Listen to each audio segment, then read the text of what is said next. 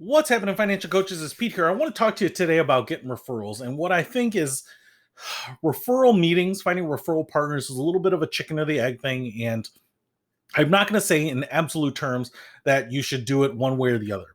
But the way I would prefer to do it, if I were a new coach trying to find a referral partner, and if I were, say, a financial advisor, which is kind of the common one that a lot of financial coaches will go for, if I were a financial advisor meeting with a new financial coach, this is what I would prefer because I was.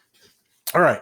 So, what I would say here is my strategy is that as a financial coach, before you go into referral meetings, you should get your first client. Now, again, this is a chicken or the egg thing because you could say, well, to get clients, I'm trying to find referral partners. But I think you really need to own the process of getting your first client. I don't think it's a good place for you to outsource the idea of new clients to someone else, right? You need to be able to figure out the process of getting clients, bringing them in, bringing them through the whole process, marketing, advertising, filling the sales funnel, talking to them, converting them, right? You're not going to have the benefit of every client coming in on a warm referral and someone advocating for you, right? So you need to come up with that process yourself. You need to understand that because most people who have built businesses have done the same thing. And if you're going to go and talk to another referral partner or find a referral partner who has built their business and you don't know those processes yourself, it's going to be really hard to connect with them on it. I bring this up too because basically what I want is you to have a client, and it can be one client, it can be a beta client, it can be someone from your natural market, whatever it might be.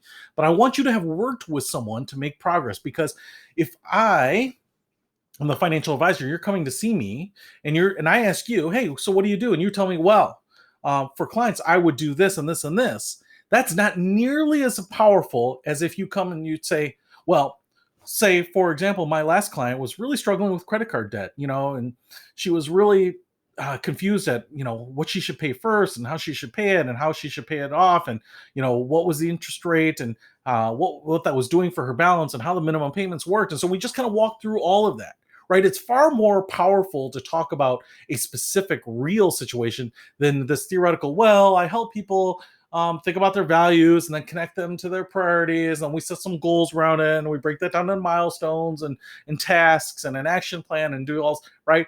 That's the same thing that's for anything from, passing your EMT test to buying a home or getting in college, So what I'm saying here is that it's going to be far more valuable to have even just one client real experience to share with people about what you really did, not what you will do with clients or what you can do or what you want to do with clients, but what you have done and what you've learned about them from that, and about the process and about what your service is and about where you're strong and where you might not be strong, right?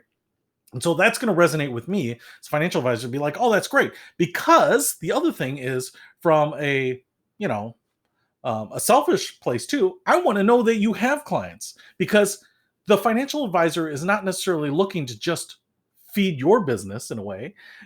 I am looking for referrals too.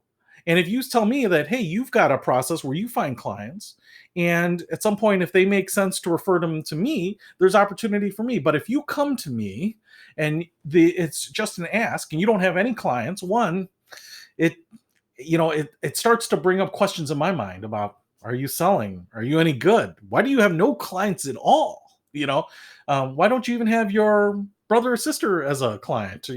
Why aren't you telling me about any real client that you have? There are all sorts of weird things that come to mind. And you might say, listen, I just started this business 2 days ago. Why would I have a client? Right.